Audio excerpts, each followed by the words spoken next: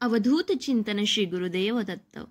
मंडळी, जेव्हा आपण भक्ती मार्गावर निघतो ना, जेव्हा आपण खूप अडचणीत असतो, आपल्याला देवाचा मार्ग जेव्हा सापडतो ना, की नाही आता आपण थोडीशी भक्ती करायला पाहिजे, आपल्या अडचणी सुटतच नाहीये, आपल्या आयुष्यातील समस्या संपतच नाहीये, घरातील वादावादी मिटतच नाहीये, त्या टाइमला ना आपण देवाचा धावा करतो आणि त्यानंतर ना आपल्याला कुठेतरी एखादं सजेशन देतं कुणीतरी, की नाही नाही तू ना गुरुचरित्राचा हा 14वा अध्याय वाच, 14वा अध्याय वाचल्यानंतर 18वा वाच, किंवा तू 14वा आणि 18वा अध्याय रोज वाच, तुला खूप चांगले फायदे होतील. हे जेव्हा असं कोणी सांगतं ना, तेव्हा खरंच तुम्हाला त्या गुरुचरित्राबद्दल माहिती आहे का? तुम्हाला जर गुरुचरित्राबद्दल काही माहिती नसेल तर नक्कीच आजच्या या व्हिडिओ शेवटपर्यंत बघा आणि नक्कीच जाणून घ्या की गुरुचरित्राचा 14वा अध्याय नेमके काय आहे आणि 18वा अध्याय नेमका काय आहे. त्याबद्दलच आज आपण सविस्तर चर्चा करणार आहोत. सो व्हिडिओमध्ये शेवटपर्यंत नक्की जुळून राहा. होऊ शकते पार्ट 1 पार्ट 2 मध्ये हा व्हिडिओ असेल, पण शेवटपर्यंत नक्की बघा. तर गुरुचरित्र हा ग्रंथ मराठी भाषेमध्ये आहे. हा ग्रंथ दत्तोपासक श्री नरसिंह सरस्वती यांचे परम शिष्य असलेले सायनदेव यांचे वंशज सरस्वती गंगाधर यांनी श्री नरसिंह सरस्वतीच्या कृपाप्रसादाने लिहिलेला हा ग्रंथ आहे. गुरुचरित्र 14वा अध्याय आणि 18वा अध्यायाचे अनन्यसाधारण असे महत्त्व सांगितलेले आहेत. आता या 14व्या आणि 18व्या अध्यायाला इतकं महत्त्व का प्राप्त झालेलं आहे, तर दत्तगुरूंच्या अघात लीलांमुळे खूप जास्त महत्त्व प्राप्त झालेलं आहे आणि त्यांच्या नित्य पठणाने ना अनेकांना दिव्य असे अनुभव सुद्धा आलेले आहेत. त्यामुळे 14वा आणि 18वा अध्यायाला अनन्यसाधारण असे महत्त्व आलेले आहे. सर्वात महत्त्वाचं म्हणजे अध्याय 14वा आणि 18वा पठन करताना पाळावयाचे नियम. तर सर्वात महत्त्वाचा नियम म्हणजे गुरुचरित्राच्या पठणासाठी तुम्ही किती दिवसाचा संकल्प घ्यावा हे तुम्ही स्वतः ठरवायचं. तुम्हाला संकल्प करून अध्याय पठन करायचं आहे की तुम्हाला नित्य सेवा म्हणून पठन करायचं आहे.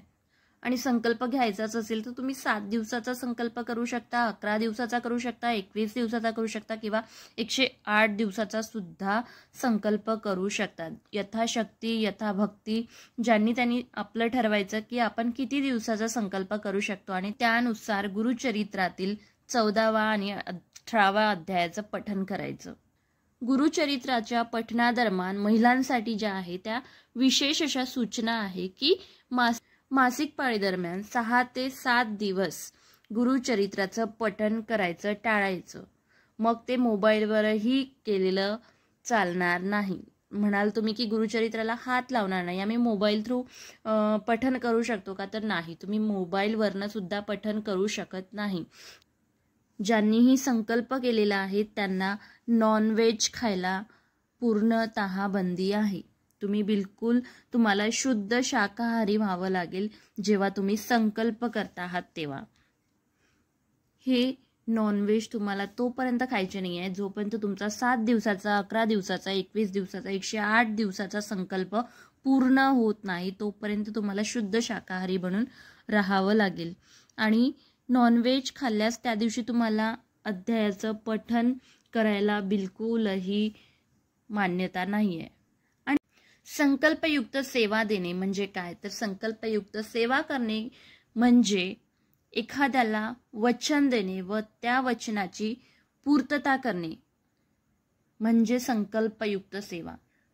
उदाहरणार्थ, मी आज संकल्प केला की मी कधीही कुणाशी खोटं बोलणार नाही किंवा कुणाचं मन दुखावेल असं बोलणार नाही, तर मला त्या कालावधीमध्ये तरी त्या नियमाचं पालन करायचं आहे. मला कुणाचं मन दुखवले जाणार नाही, माझ्याकडून याची काळजी घ्यावी लागणार. मी खोटं बोलणार नाही, मला याची काळजी घ्यावी लागणार. तो आहे माझा संकल्प. याला म्हणतात संकल्पयुक्त सेवा करणे.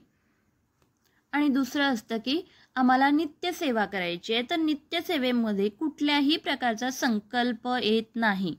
म्हणजे तुम्ही सेवा नित्य करू शकता. म्हणजे तुमचा कालावधी निश्चित नाही, तुम्हाला 21 दिवसाची, 11 दिवसाची, 7 दिवसाची, 108 दिवसाची सेवा करायचं आहे असं काहीही नाही आहे. तुम्ही नित्य सेवा करू शकतात, म्हणजे तुम्ही रोज ती सेवा करू शकता. याला म्हणतात नित्यसेवा. आणि संकल्पयुक्त सेवा म्हणजे तुम्ही किती दिवसाचा संकल्प केला आहे, 7 दिवसाचा, 11 दिवसाचा, 21 दिवसाचा, 108 दिवसाचा, जेवढ्या दिवसाचा संकल्प केला आहे त्या दिवशी तुम्हाला त्या संकल्पयुक्त वागावं लागेल. याला म्हणतात संकल्पयुक्त सेवा. आता जेव्हा तुम्हाला संकल्पयुक्त सेवा करायची आहे तेव्हा तुम्हाला सेवेला ज्या दिवशी तुम्ही सुरुवात करता तेव्हा पहिल्या दिवशी तुम्हाला थोडं पाणी, अक्षदा आणि फूल हातामध्ये घ्यायचं आहे आणि स्वतःचं नाव आणि गोत्र बोलून संकल्प करायचा आहे. आणि तुम्ही हा संकल्प का करता आहात, तुमचा उद्देश काय आहे हे तुम्हाला समोर स्वामींचा फोटो असेल किंवा मूर्ती असेल त्यासमोर तुम्हाला तुमची इच्छा सांगायची आहे, तुमची अडचण सांगायची आहे आणि त्यानंतर तुमच्या कुटुंबाच्या कल्याणासाठी तुम्ही हे सगळं करता आहेत असं म्हणून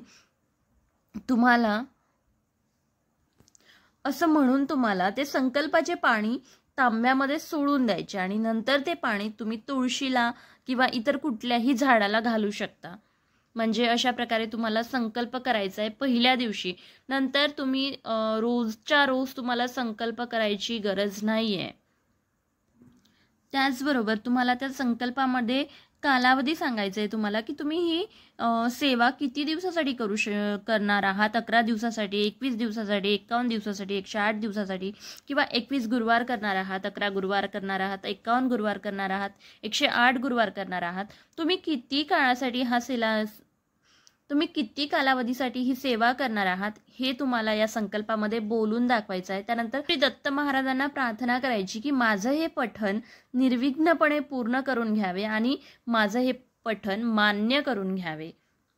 त्यानंतर ते पाणी तुम्ही संकल्पयुक्त पाणी तुम्ही तांब्यात सोडून द्या आणि नंतर ते तुळशीला किंवा कुठल्याही झाडाला अर्पण करू शकता. आणि हो, हा संकल्प तुम्ही घरातील कुठल्याही व्यक्तीसाठी करू शकता, तुमच्या मित्रमंडळीसाठी करू शकता, तुमच्या नातेवाईकांसाठी करू शकता. तुम्ही कुठल्याही व्यक्तीसाठी तुम्ही स्वतः हा संकल्प करू शकता. तुमची त्यांच्यासाठी सेवा करू शकता. फक्त एवढंच की तुम्ही ज्या व्यक्तीसाठी सेवा करता आहात त्या व्यक्तीचं नाव आणि गोत्र स्वामींना जरूर सांगावे संकल्पामध्ये. आणि तुम्हाला जेव्हा संकल्प न करता नित्यसेवा करायची असते त्या नित्यसेवेमध्ये कुठल्याही संकल्पाची एकतर आवश्यकता नाही आहे. त्यानंतर तुम्ही फक्त घरामध्ये एक दत्तगुरूंची मूर्ती किंवा फोटो असणं फक्त गरजेचं आहे तुमचं जेव्हाही तुम्ही पठण करता आहात तेव्हा. आणि तुमचा हा नित्यसेवेचा कालावधी कमीत कमी 6 महिन्याचा तरी असावा. भरपूर लोकांना अनुभव आलेले आहे नित्यसेवेमुळे सुद्धा. खूप असे दिव्य अनुभव आलेले आहेत की ज्यामुळे तुमच्या पठणामध्ये तुमचा नित्यक्रम सतत तुम्हाला माहितीही पडणार नाही की तुम्ही 6 महिन्यासाठी तुमचा नित्यक्रम आहे की सतत सुरू असणारी सेवा म्हणजे नित्यसेवानं कळूच देत नाही. नित्यसेवेचा कालावधी तुम्ही तुमच्या यथाशक्ती रोज कितीही वाढवू शकता, कमी करू शकता. तुम्हाला ज्या दिवशी नाही जमलं त्या दिवशी तुम्ही स्किपसुद्धा करू शकता. म्हणजेच काही ना काही थोड्या काळ प्रमाणात का होईना तुम्ही रोज नित्यसेवा द्यायची. आणि या नित्यसेवेमुळे सुद्धा खूप लोकांना दिव्य असे अनुभव आलेले आहे ज्यामुळे तुम्ही पठण नित्यक्रमात नक्की समाविष्ट करा. फक्त नित्यसेवा करताना किंवा संकल्पयुक्त सेवा करताना काही नियम आहेत जे पाळायचे आहे तुम्हाला. जसं की नॉनव्हेज खाण्यावर अतिशय प्रतिबंध आहेत. जेही गुरुचरित्राचं पठण करतात त्यांना नॉनव्हेज खायला बिलकुलही जमत नाही. ॲटलिस्ट तुम्ही संकल्प करता आहात त्या काळात तर अजिबात नाही. मग तुम्ही ते 7 दिवसाचं करा, 11 दिवसाचं करा, 21 दिवसाचं करा, 51 दिवसाचं करा, 108 दिवसाचं करा. नॉनव्हेज वर्ज्य म्हणजे वर्ज्य. आणि जो नित्यसेवा करतो आहे त्यांनी नॉनव्हेज खाऊन पठण करायचं नाही. त्यानंतर महिलांसाठी जो नियम आहे जो की सर्वात महत्त्वाचा आहे की मासिक पाळी दरम्यान 6 ते 7 दिवस कुठल्याही प्रकारची सेवा करायची नाही. मग ते मोबाईलवर का असेना तुम्ही नित्य पठण करू शकत नाही. बाकी मनाला दिलासा देणारे नियम म्हणजे तुमच्यासाठी आहेच की खाण्यापिण्यामध्ये कुठलेही नियम नाही आहेत गुरुचरित्राचं पठण करताना. त्यानंतर तुम्हाला जे असतं गुरुचरित्र पारायणासारखे नियम नाही आहे की रात्री जमिनीवर झोपायचं, ब्रह्मचर्याचं पालन करायचं, असे कुठलेही नियम गुरुचरित्रमध्ये लागू होत नाही. आणि हो, सर्वात महत्त्वाचं की जेव्हा तुम्ही गुरुचरित्राचा पाठ करत असतात तेव्हा तुम्हाला अडचणी जाणवू शकतात. भरपूर लोकांना अनुभव आलेला आहे. जेही दत्तगुरूंचे पाठ करतात, गुरुचरित्राचा पाठ करतात, तेव्हा भरपूर लोकांना अनुभव आलेले आहेत की खूप काही लोकांना पाठ करताना घरामध्ये त्यांच्या भांडणे होतात, त्यांना कंटाळा आल्यासारखा होतो, अशा प्रकारच्या खूप साऱ्या अडचणी येतात. आणि अशा वेळी न डगमगता स्वतःची नित्यसेवा, संकल्पयुक्त सेवा कुठेही खंडित करायची नाही. स्वतःमध्ये नकारात्मकता बिलकुलही येऊ द्यायचं नाही. हे लक्षात ठेवायचं की माझे स्वामी, माझे गुरु माझी परीक्षा घेणार आणि त्या परीक्षेमध्ये फक्त मला पास व्हायचं आहे. अडचणी लाख येऊ द्या, फक्त दत्त महाराजांवर विश्वास ठेवायचा की नाही, माझे महाराज आहे माझ्यासोबत, ते मला हिंमत देतील, ते माझ्याकडून नक्की करून घेतील. आणि महाराजांना रोज सांगायचं की माझ्याकडून जेवढी जमते, जेवढी शक्य आहे तेवढी माझ्याकडून सेवा करून घ्या. आशा करते की तुम्हाला संकल्पयुक्त सेवा आणि नित्यसेवेतला फरक कळलेला असेल आणि आजची सेवा ही स्वामी महाराजांच्या गुरु माऊलींच्या चरणी अर्पण करते. आणि भेटूयात अशाच नवनवीन व्हिडिओमध्ये. चॅनलवर नवीन असाल तर चॅनलला सबस्क्राईब जरूर करा, लाईक करा, शेअर करा, कॉमेंट करा आणि सर्वात महत्त्वाचं की सेवा करत राहा. स्वामी नक्की एक ना एक दिवस तुम्हाला फळ देतील. श्री स्वामी समर्थ.